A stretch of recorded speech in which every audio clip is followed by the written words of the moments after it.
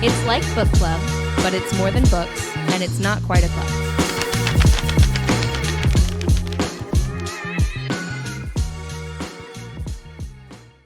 All right, so I think that there is not any debate whether Percy would beat Harry Potter in a fight. Like, there's no question. But I want to know, at what book do you think Percy Jackson could defeat, like, book 8?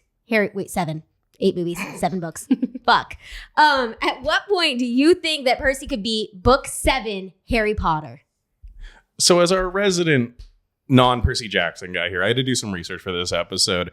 I walked into this knowing that this was going to be our cold open. I walked into this being like, I'm going to be the one with the counterpoint. I'm going to be like, Harry Potter could beat him because of this reason. Hard no. like the power scaling of Percy Jackson is just like so far, like he kills gods. Like what are we gonna do here? Is this an argument that 12-year-old Percy Jackson from book 1 could be book 7 Harry? Because I don't think that's quite right. I mean, I don't think it's much. It's further past that. Percy's literally taking out gods at 12 years old while Harry Potter is still trying to Expelliarmus Wizard Hitler, bro. There's such a, I don't know, Harry Potter's just so like casual in his fights or like least amount of damage possible type hits. And I just think that Percy Jackson would immediately annihilate him.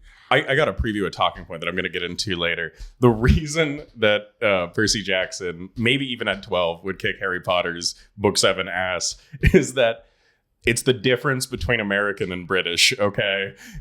Percy Jackson comes in guns blazing, fists first, like no questions asked, whereas Harry Potter is still asking about tea time 5 minutes into the fight. Yeah, Percy Jackson is also from New York. Like New York City, he knows how to fight. Real. Okay, well, then I'm going to stand up for book 7 Harry a little bit. Okay, never thought I'd be here. Okay, so book 1 Percy Jackson, 12-year-old, like, you're a demigod. I don't think uses his powers in any controlled way in that book at all. Like, he only uses his powers a couple times, and those couple times are always on accident. It happens to be when his adrenaline is high, but like, there's no control over that. When he's in the bathroom and Clarice and the bullies are attacking him, there's no... He's not like, well, I will just pull the water from the sewers and the sinks and we will take her out. Like, it just happens. And he's like, well, guess that happened. I got lucky. He didn't even realize that it was coming from him. Book 2, there's one deliberate use of his powers, I think. And there might be more and I might be forgetting. But his deliberate use is when Annabeth goes to the sirens and is like... She breaks out of her chains because she's the one tied up in the book.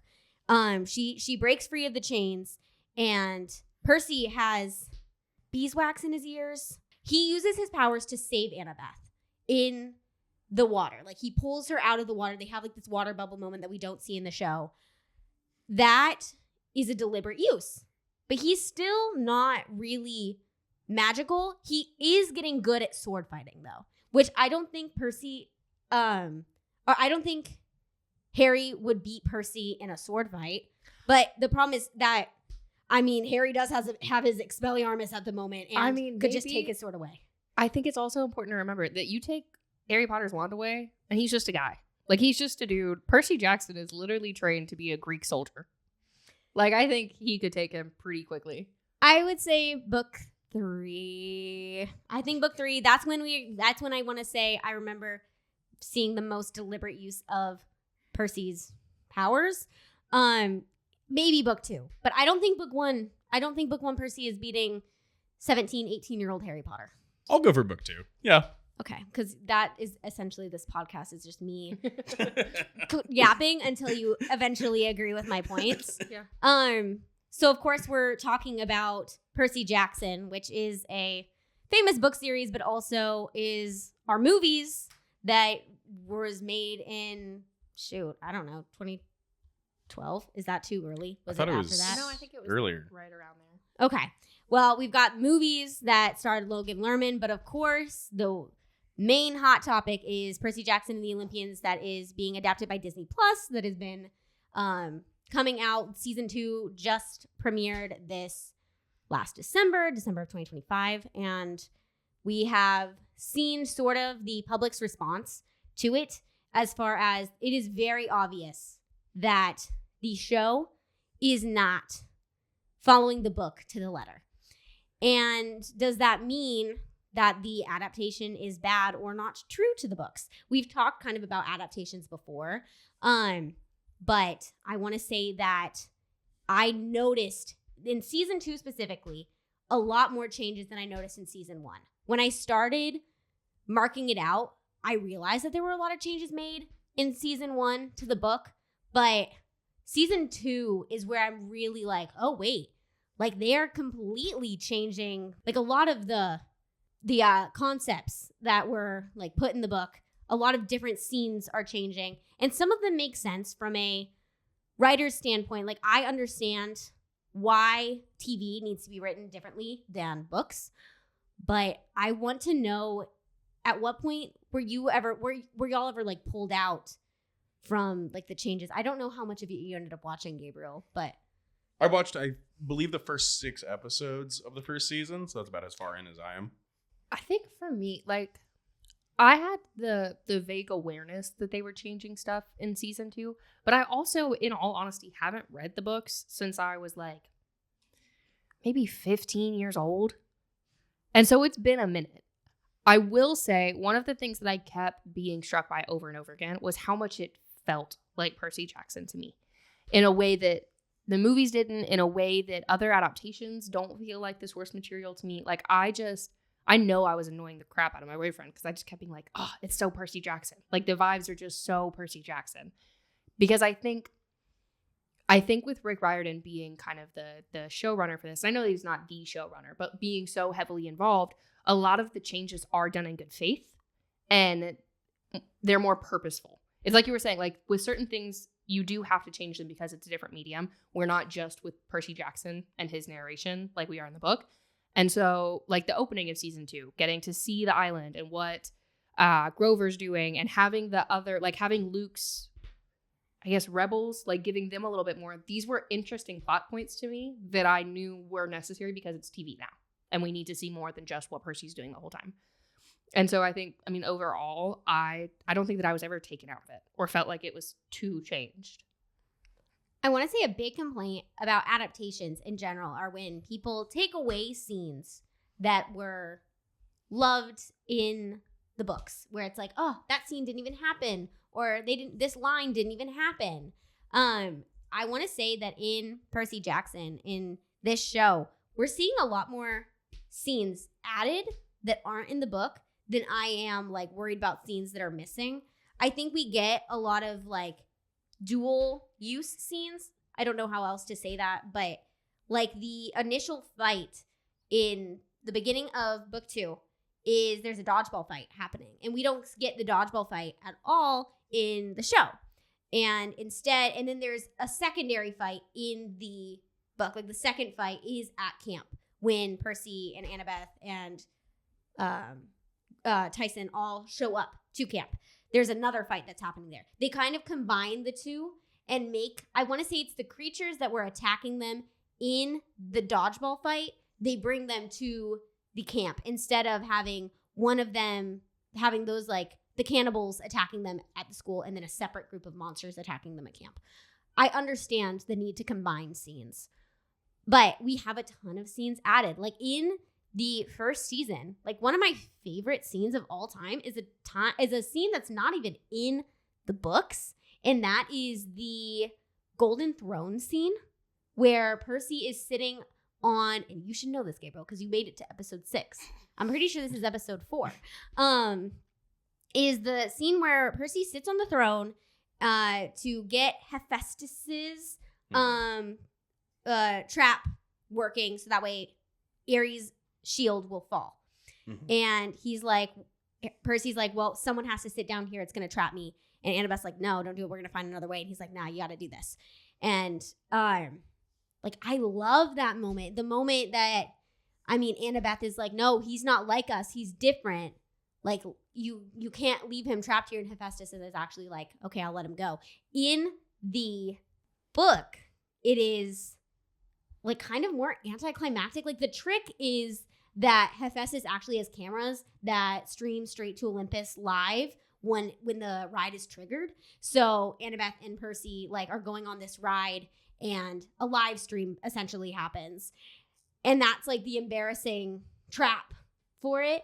But I think that the throne was so much better. Well, I think 2 points to that. I think with that specifically, that's another medium change. Part of why the live stream worked was because you were in Percy's head and got to sit with the embarrassment in a way that you wouldn't have been in the show.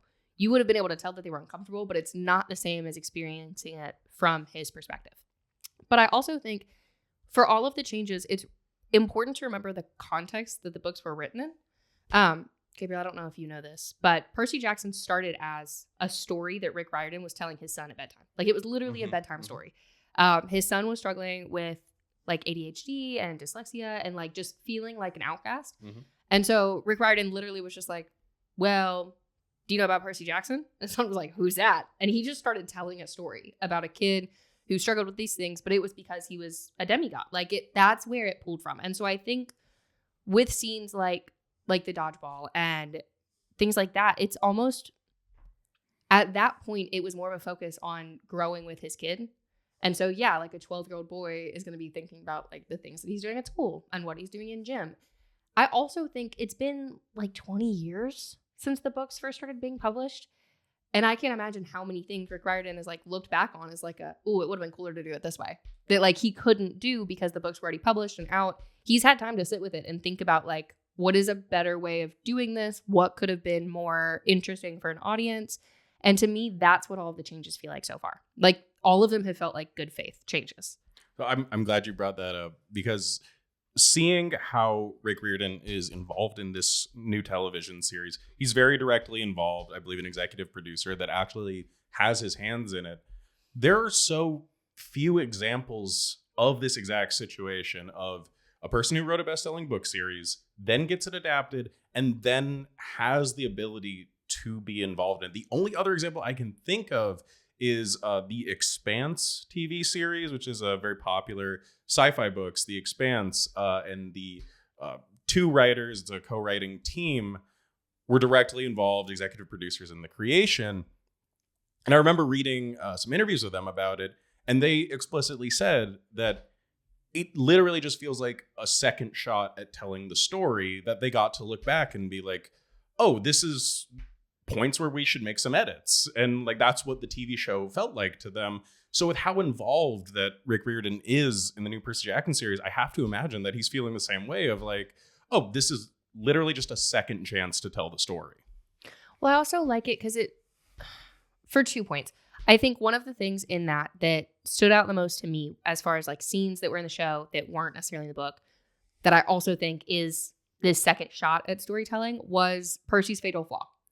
I remember like reading it in the books and just, being 13, 14 the first time I read them and like not understanding how loyalty could be a bad thing and just kind of being confused on the whole bit. But then seeing how it's played out in the show, with not only with Percy being willing to sacrifice himself, like in the throne scene, which I think was just kind of foreshadowing that whole bit, but like giving Luke the fleece because that's what was going to save Annabeth. The whole scene of like, Annabeth, I would burn it down, which as a side note is crazy work for Mr. Scobell, knowing that he said out loud that like he's not acting trying to lean into Perciveth yet. Like he knows that like Percy hasn't realized his feelings, like we're not leaning into this yet. So getting scenes like that, I cannot imagine what we're gonna get end of book 5, like that relationship dynamic, crazy work. But I think giving it a second chance makes scenes like that possible to where it's more clear. Things like that are just more clear to a viewer than they might have been in the books. Yes. There's a big point in the books of you are in Percy's head for the books, and Percy is oblivious to his feelings for Annabeth. That is like very canon. Now, does he say, Annabeth, I'd burn it all down? No. In the books, he does not say that. They don't have that conversation. But I ate that up. Did I? Yes, but did I eat it up? I absolutely did. The romance girlies are infecting everything. I'd burn it all down for you. Mm-hmm. And I say let them. No, like was I just watching edits over and over like the week that episode released and like people just editing, Annabeth, I'd burn it down. To the like, I'd watch the world burn. Like, like I don't know the song, but like that was the song that was going with it. And I think that they definitely are maybe leaning into the romance a little bit more. And it's more than just Percy's obliviousness to it. It is, I want to say, a like engagement tool. Like if when you have a romance you can follow, people are more engaged. So there is that. So I think that is definitely amped up. But I think that we can forgive that because Percy doesn't know that he's falling for Annabeth. Right. And it's also, I mean, even when I was reading the books, you have the feeling like very early on that they're going to get together, but it's like one of the best, most well done slow burns in modern literature, I think, especially for a YA book, of like really growing with the characters and knowing from like page one, they're gonna end up together, but having to wait so long to get there. But none of it ever felt like waiting or like it was being dragged out. And I still feel that way with the show so far. Like I'm definitely seeing hints. I do think they're maybe introducing it a little bit earlier, but it's in a way that doesn't feel rushed either. Because that was, with the movies, like that was one of my biggest issues the first time I watched them, is that I think they kissed by the end of that movie. Like they might not have a label for it yet, but they're moving faster than the books, and it ruins the whole, they grow up together. We can definitely like take a little bit of like a pause and like bring up those movies that Logan Lerman starred in. And I know that we're not the only ones with these feelings, because I mean, I see it talked about all the time where like Logan Lerman at 12 years old would have been Percy Jackson. And I think that Logan Lerman has spoken on his care for the series. And I want to say that Walker and Logan Lerman, like they've met, like they've had conversations. I think Walker's talked about it. And I think he's mentioned, Walker being the he, has mentioned that it would be so cool if Logan Lerman like had a cameo. I'm really hoping he's Triton when they bring him in. And that could be so cool. Like I think that Disney has the chance to do like the coolest thing and like almost like an honorary thing too. Because I mean, sure, they didn't find Logan Lerman soon enough because like you said, they'd upped his age in those movies. Not that you said now. We had a conversation where you had mentioned that Percy is 16 in the movies. Like that is movie one. They age jump Percy, and that completely takes away the prophecy kind of C-plot that's going on right now. Like it's not the main point of the book isn't about this prophecy. It's kind of something that is looming for the beginning bit of it, because at 16, a child of the gods is going to either be the downfall of Olympus or save it and die or like sacrifice themselves. And, Percy's like, well, as the only child of one of the big three, that's going to be him. And he's kind of got to think about this while also like other chaotic stuff is happening. And if you're already 16, the prophecy bit kind of goes away. I watch the Percy Jackson movies. I like them for nostalgia reasons. They are not good adaptation movies at all. And I would not recommend them to like a diehard book fan. But there are two iconic scenes from those movies that I am so glad to have, which the first one, it's the casino scene with Lady Gaga playing and Grover dancing. It's phenomenal. It's so great. And then the second movie opening with the contest. It's not a chariot race in the movie. They're like climbing up something, but Fall Out Boy is playing. It's fantastic. It's so good. She's just in it for the Fall Out Boy. Like, who cares about Percy Jackson? Yeah, like, it's so good. Give me some Patrick Stump. Yeah. Really, it's just whoever created the playlist for that movie they knew what they were doing and they did it well. I want to bring it back around to the romantic aspect of Percy Jackson. Because, Percy Jackson has no cultural relevance to me. It was outside of my cultural sphere. I didn't read the books. I remember watching movies, but they went in one ear and out the other. For the purposes of this episode, I read the first book. I watched some episodes of the current series. The romantic aspect was really fascinating to me because you're right. It is a slow burn sort of romance. And that is fascinating in the context of everything else that Percy Jackson is, because it is the most fast-paced ADHD book I've ever read in my life. Like, there are 3 act structures that happen in the span of 1 page. Like, the book never wants to let you go. It is very obviously, and this in a literal sense, written for somebody with ADHD. And the fact that there is any aspect of this story that actually has a slow burn element to it is interesting. Well, I think it adds such a like an authentic layer to it, because I have to imagine that that's what Rick Riordan wanted for his kid, of like an established, like, beautiful romance in their lives, despite these things that he was struggling with, or despite the fact that he was struggling with them at all. And I think that's why 20 years later, like, people are still so passionate about these books and about the new adaptation and all of these things. We were having a conversation earlier about writers recently potentially using AI in their work. And I was kind of arguing that I think you would always be able to tell, even if there's not anything concrete you can put your finger on. There's just a level of care that comes with the human experience that a robot's not going to be able to replicate. I think Percy Jackson is such a good example, because there's so many things put into it.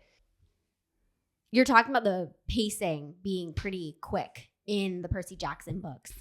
And I think that, I mean, beyond it being engaging for readers with ADHD and dyslexia who might struggle to get through books without feeling like discouraged, I think that that's also like middle grade and YA. The whole point of the genre is to be fast-paced and hold attention of younger readers that are still developing sort of like a palette for literature and an ability to read long-form content. Like, I want to say it's like really in middle school that you start reading serious chapter books that don't have pictures for every chapter or whatever. Like, I'm not, there's stuff before that, but like, I want to say that oh my goodness, what's the like mouse series that I read in Redwall?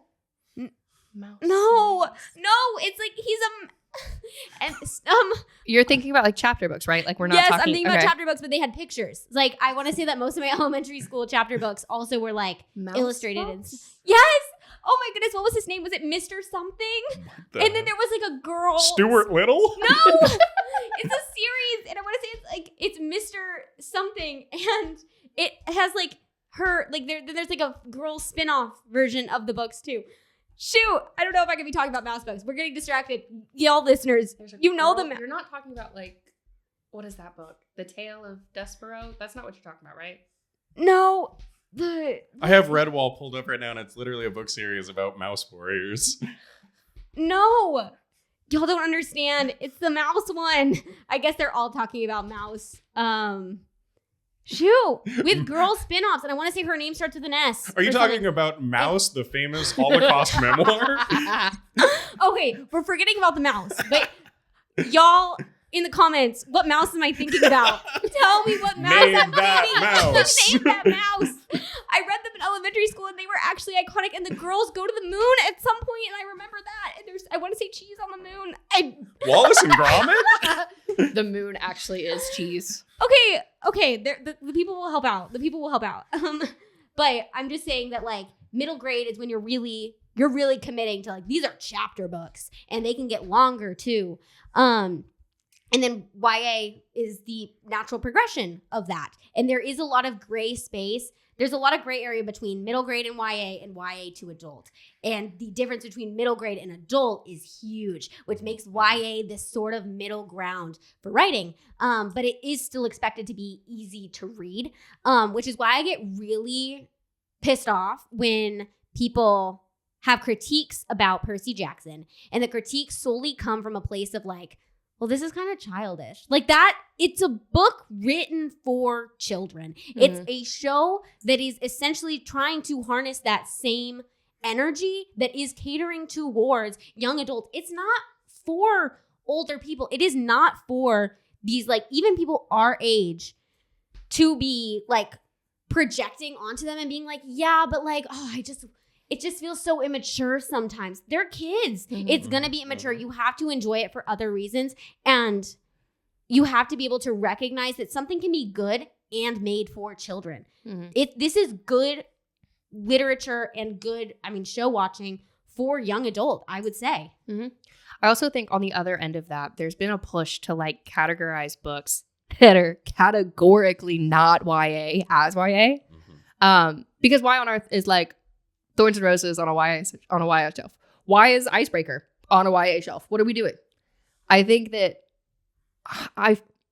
I worry, honestly, that if this trend doesn't stop, which I do think it's like calming down, we're realizing that like these books are not YA. We need to scan a little bit more carefully.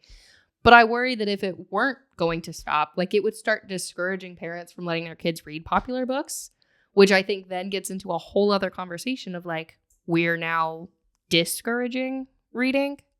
And we're in a society that like that can't happen. I think there's so many people that just don't want to read anyway that we absolutely cannot start discouraging reading. But I think that's what you're saying on like we have a warped idea now of what YA is supposed to be. Because I think just normally when you say young adult, I would picture like older teenagers that maybe are, especially like with TV and movies, like might be exposed to some of this stuff. I don't know. I feel like a YA book, when it comes to romance and stuff, like it should be like fade to black scenes. Like we shouldn't be having like actual smut in a YA book. And that's what was getting popular. And I think that's why there was a turn on books like Percy Jackson as being boring and childish. The age range for YA is 13-year-olds to 17-year-olds. Now, in like general life, you're not calling a 13-year-old a young adult. You're calling someone in their late teens, you're a young adult. Even like being 18, 19, 20, like I'm 21, I feel like I'm a young adult. I'm not grown yet. I'm a 3-year-old adult. Like I'm still in the toddler stages of adulthood. I have to call my mom this weekend to do my taxes. Like, yeah. Exactly my point. And so when you hear young adult, you think maybe that's for me, but really it is 13 to 17-year-olds. Those are that, and that is still a broad range. A book for a 17-year-old does not look the same as a book for a 13-year-old. Once again, like a part of the gray area of like what you can talk about. Because I believe that you can talk about complex and deep, dark topics to like in a young adult space, but it is where it gets to like the like graphic sex or even like gore on the page where it just becomes like a little bit too much where at this point this can't be YA anymore. Like you can talk about grief and even like having like sexual thoughts and feelings because that is still like very much like a teenage experience of like figuring out how you feel attraction. But it doesn't have to be explicit. I think that romantasy has also kind of pushed. I'm not even trying to talk negative on romantasy because I think romantasy as a genre is bringing more people into reading. And as long as you go in with the expectation of it being a romance that has fantasy elements, like you're okay. You're not going into it for the most complex fantasy system ever. But there are some romantasy YA books and some popular ones that I have read that I'm like, why is this trying to cater to the adult romantasy readers? It doesn't feel like it's catering to a YA audience. It's like, no, you're trying to get the adult readers who like romantasy to also read YA, which adults are allowed to read YA, right. But it is a different space and you shouldn't be writing a book for them, but then just kind of like dumbing it down. But like this is still romantasy and there's like sex on the page. Mm-hmm. I think a perfect example of how to write YA and still touch those topics. We were talking about Leigh Bardugo earlier. I feel like Six of Crows is a perfect example. You have so many romance plot lines, and some of them are like sexual in nature or hint at that, but never go into detail, never have anything explicit on the page. And it's written, and those books touch on so many like complex, very deep topics, but they do it in a way that is accessible to a 13-year-old and a 17-year-old. I think that those are a perfect example of a book that technically I do think was intended to be a YA book that can still appeal to adults. I have a genuine question about this entire train of thought. So it feels like in recent years, the book market discovered that there was a lot of adults that wanted to read things at a YA level. And that's why a lot of these YA style books with things like smut and gore exist in them. And it seems like this is a problem of the market itself, of it doesn't know how to make this idea exist also with just genuine YA novels. Is that a correct analysis, or am I off here? Yes, I mean, I would say that, like, I feel like YA is feeling the effects of adult readers. Like, what people want to buy to market as YA is being affected by adult readers. I also think that women are often pushed into a YA publishing, like, circle where they might want to write adult, but they're said, no, like, I think maybe you should make this a YA book. I feel like we have had authors speak up about this, and where women are expected to be the YA writers and they can't write adult, like, especially in the fantasy space. So I could see someone being forced to write a YA book because they're like, oh, no, we want to market it like this. And now you have to make your adult story YA, which kind of is a bummer deal. So that could also be affecting it. But we do have adult readers. And I think that inevitably, if publishers know, hey, we got adults reading YA, like, we need to also give the adults what they want. I do think that that is a wrong, like, mentality. We shouldn't be marketing it as that. ACOTAR, the issue with ACOTAR is that it is an adult series. There have been mistakes made where it's been put in the YA shelves, but I want to say that pretty definitively, it has been always adult. Whereas Throne of Glass was marketed, sold, and it exists on the YA shelves. And I will, like, argue that it does get on the raunchier side of what YA can be. It's been a while since I've read the series. And it might be pushing the line just a little bit further. I want to argue that, like, sex can be on the page in YA. And you might be like, oh my gosh, Lily's trying to push porn onto children. And that's not what I'm, like, thinking about. There's a specific book in mind, and it has been years since I've read it and years since I've, like, paid attention to the author. But Jennifer Niven's book, Breathless, which is a coming of age story of a, like, young teenage girl whose parents are going through a divorce, and she and her mom go to an island off the coast of Georgia where she kind of has this, like, summer romance while she's kind of figuring herself out, her identity. And there is, I want to say, just one scene where her and this guy have sex. But the point of the scene isn't to, like, make you feel all, like, hot and bothered by it. It is very much focusing on the, like, kind of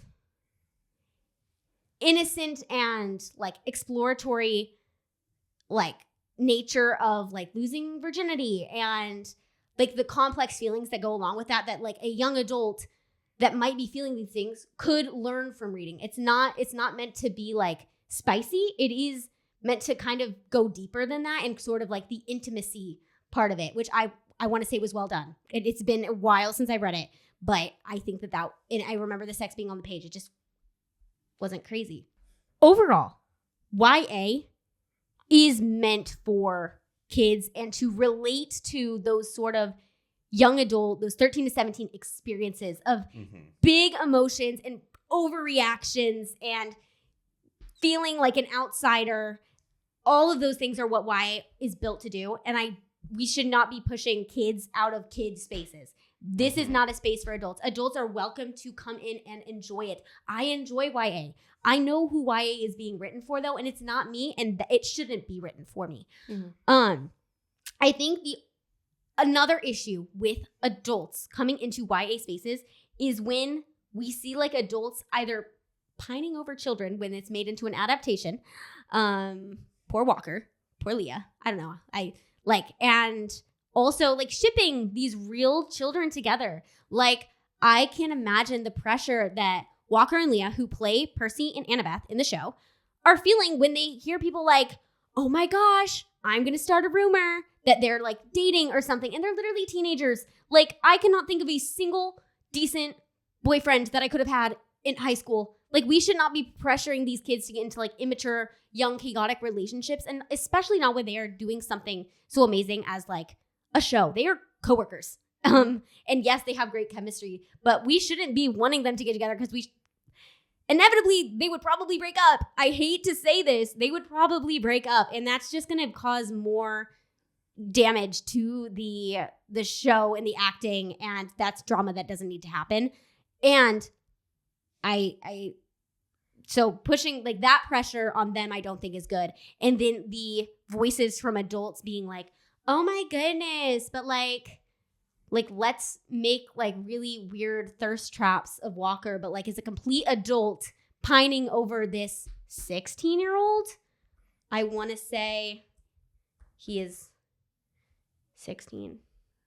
He's 17. He just turned 17 January 5th. So he's barely been 17 a month. Dude is still a minor. And like, I think it's just kind of icky and gross. Yeah, and I know it's happened with Percy Jackson. I feel like it happens anytime a minor is in media that adults are enjoying. Like, it just gets weird eventually.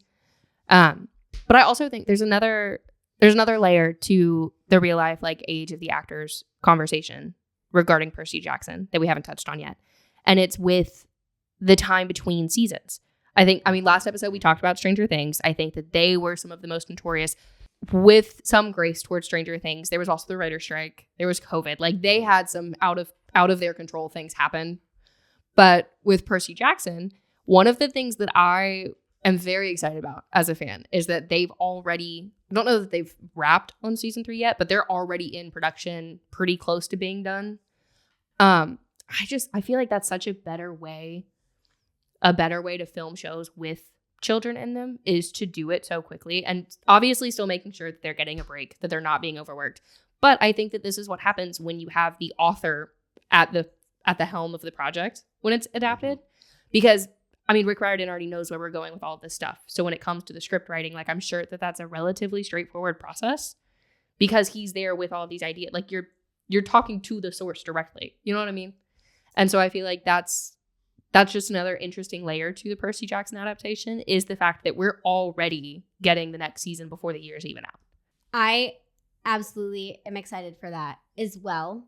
And I want to say that Percy Jackson was also affected by the writers and actors strike, because the first season premiered at the end of 2023, which is when the strike was either finishing up or had already been finished, but basically when they should have been writing season 2, which was probably that summer. No one was there to write it, or no one was there to act in it. So there was clearly an effect there. And since they are kids, they're aging so fast.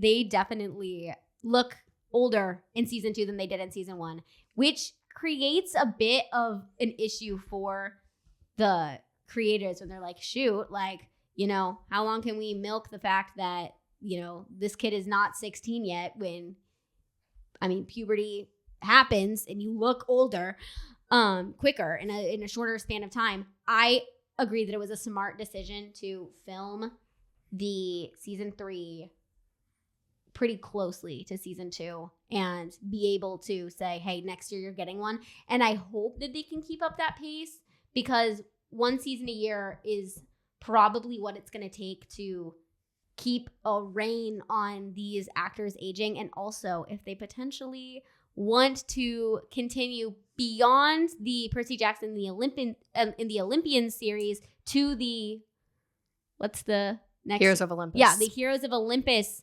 series. We want to keep them kind of younger.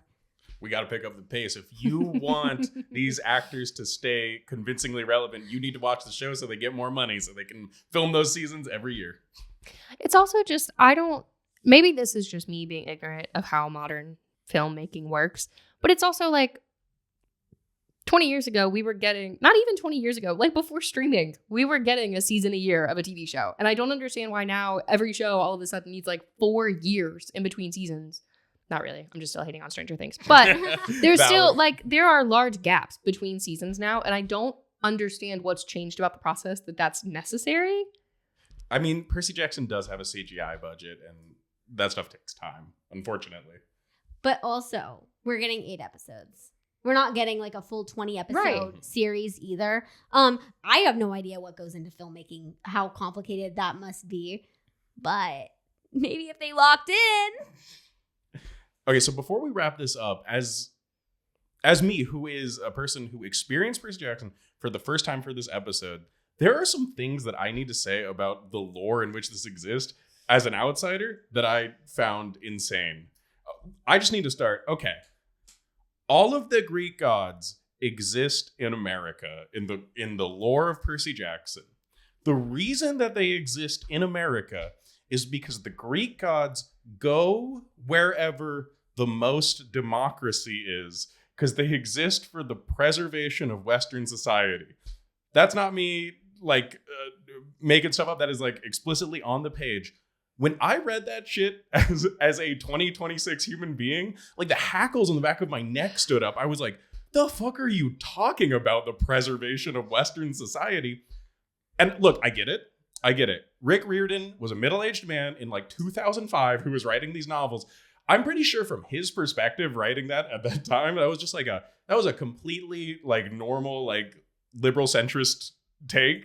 But when you read those sentences in the context of modern day, so weird. I mean, I think bro just wanted to bro had to bring the gods to the United States, and he was like, well, how do I explain the fact that the gods are not in Greece anymore, in actual like on actual Mount Olympus? Like, how are they here? I think that I think still stands as like a reasonable explanation of like just following like development in the Western movement, regardless of like the like logic of it. I think it still tracks. Am I like insane? The logic of it I follow, but the idea in 2026 of America being the heart of democracy, is it a little. It tracks so weird in 2026. I get what he was going for, but it does feel very weird. Is it mentioned in the show? I'm forgetting. I think they kind of skip over it a little bit in the show because they don't want to address it either. It also is kind of like we have enough suspension of disbelief that we don't really care why the gods are there. We don't care why LA is the key to the underworld. We don't care, right? Is it in LA? Mm-hmm. LA is the key to the underworld. Yeah, that also has context to it. We don't in care. LA. Oh, well, okay, yes. Beyond that, oh my goodness. Rick Riordan is also such a middle-aged man too. Like the reason that the three main gods, Zeus, Poseidon, and Hades, stopped having children was because World War II happened and they couldn't take the ramifications of it. And it's like, dude, you just wanted to write about World War II. I know how middle-aged men work. I just had to say these things. It was very funny to me while I was reading through Percy Jackson. I also like something about the Empire State Building and like going to like a 300th floor being like where Olympus is, I think is also really fun. Like this sort of like concept of that. I want to say the Empire State Building's TikTok has like mentioned it too. I love their TikTok. And I like watched a video of like this person like going to like one of the employees at the Empire State Building was like, I want to get to the 300th floor. And like the girl lights up because she's like, oh my gosh, it's been so long since people have asked me about the 300th floor. Mm-hmm. And of course, really cute. Of course they know about it. But like, I just love the idea that this show is bringing people back to the fandom and that like these new kids are going to like the Empire State Building and being like, okay, but like hook me up with the 300th floor, please. Hearing Riptide on my For You page and like the color blue everywhere, people making blue cookies. The night before the premiere, seeing people be like, remember to leave your cookies out for Percy Jackson. And it's like blue cookies. I laughed so hard. Do we know, did that cover of Riptide, like, is there a full like thing of it out there somewhere? Because I want to say there's not. And I need the full, remix of that because that was perfect. Yeah. And they didn't bring it back for season 2, I don't think. So I miss that. Bring it back. Disney Plus. I know you're listening because yeah, of course you will. one day maybe you'll buy something that I write. Yeah. Okay. I know I was talking about Netflix last episode, but like, come on. She's playing both sides. You and me, we're so much closer. I like they need to get on that Riptide remix, please. Yeah. Stop gatekeeping it. Any final thoughts here? Yeah, you got anything left in the notes? I think we talked about a lot of those. Oh my gosh, what do we think each other's godly parents would be? Ooh, as a final note, that's what we're closing on. Is it like really egotistical to say Poseidon? For yourself? Yes, it is. That's a massive ego. I'm so special. I'm a main character. So then does that make me like a daughter of Ares then? Because I like think I'm like the best. Or like a daughter of, oh my gosh. I could see you almost being a daughter of Hermes. No, not Hermes. Apollo. Apollo is the god of music. Just because I know that writing is not music, but like the The lyricality of it, the artsiness. I could see you being Apollo. I could see Gabriel, that too. I could see you being Hephaestus. I knew you were gonna say it. Based I just solely on the fact that as our resident like AV guy, me and Lily have no idea how these recordings I have to actually make work. the tech work. Yeah. I have to craft things. Yeah. Yeah, I can see it. What about Ansley though? I genuinely don't know. As like a teenager reading the books and being like super emo, I always hoped to get Hades just because I thought it was cool. It's pretty cool. It's pretty cool. I'll give it to you just for the props of. Whoa! Ansley's cool. She gets to have a big three godly parent, but I can't. No, we're cutting this off. She's Hermes' daughter. No, just kidding. You're definitely not a daughter of Hermes. I don't know. I mean, I could see Hades too, but like in like a like, I don't know. You're not down with dad vibes. It'd be Hades, but like for Persephone. Like I'm just a daughter of Persephone, really. Yes, you are. You know that's the half that you got in that relationship. Yeah. All right, yeah, that's fair. He's a stepdad. And he's trying his hardest. Okay. Oh my goodness.